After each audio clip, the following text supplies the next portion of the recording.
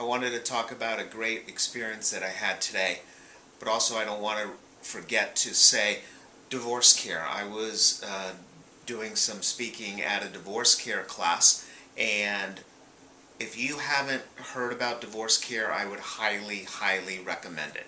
Go on to divorcecare.com and you can put in your zip code, and it will be a location finder for finding a class that's near your area. Usually it's given by a church or at a church, and it's an unbelievably great class to go through, especially if you're going through divorce right now. I did it when I was newly divorced, didn't know much about it. I don't remember how I found it, but it was one of the best things that I could have done for myself. So divorcecare.com. They also have an email that you can subscribe to, and again, I would highly suggest doing it. It was amazing. It's 365 days, so it comes once a day for you for a year. Comes into your email account box, and I was just amazed on how many times that email spoke to me. Just so you know, it's Bible-based. It's a Christian organization, and so I don't know where you are in your faith. Even if that's something that you don't subscribe to, I would highly, again, give it a chance. You can take some of the spiritual and some of the Christ and the God things out of it if you want, because there's a message about the divorce itself. But then also it's Bible-based, so it gets reinforced in Scripture. Again, give it a chance. If you're not in that space, give it a chance. Divorcecare.com. I don't get a dime from it. I don't work for them. It's just a great resource for somebody who's going through a divorce. So today what I wanted to talk about was what I touched upon at the class today. And one of the overall arching themes for me today was, as people were talking about different struggles and different parts of where they were in their divorce. And that's what it is, a divorce care. There might be somebody there that's 3 weeks into divorce, and there might be somebody who's 3 years into a divorce.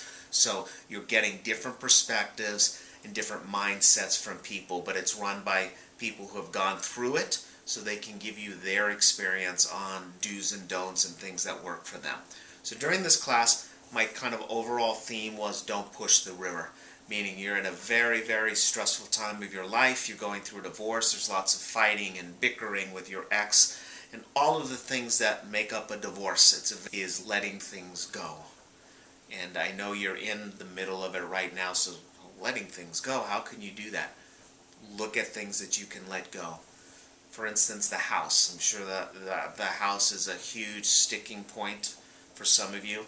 Bottom line is, you can cut to the chase. If neither one of you can afford the house, we were talking about this today. If neither one of you can afford the house by yourself with one income, it's a moot point. The house has to go up for sale.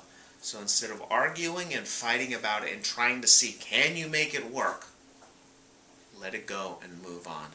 Take the equity in that and move on. I understand there's memories attached to the home, but you can find memories somewhere else in a different home. Home is where you make it. So, but that it looks different while you're doing that. So Christmases and all the holidays are going to look different.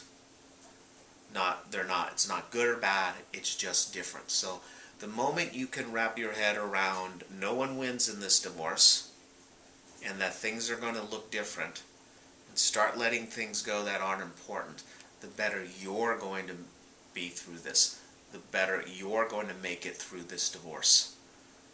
I mean, people get ulcers, people lose their hair, people age 10 years going through a divorce, doing it in a year or two.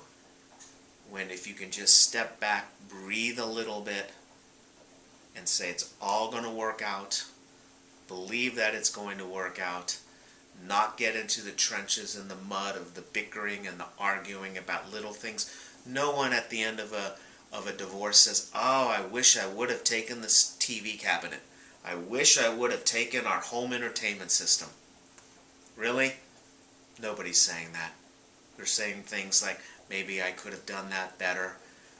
Maybe I could have put the kids under less stress. I should have fought for more time with the kids instead of fighting for the house or fighting for the car or for fighting for the vacation rental.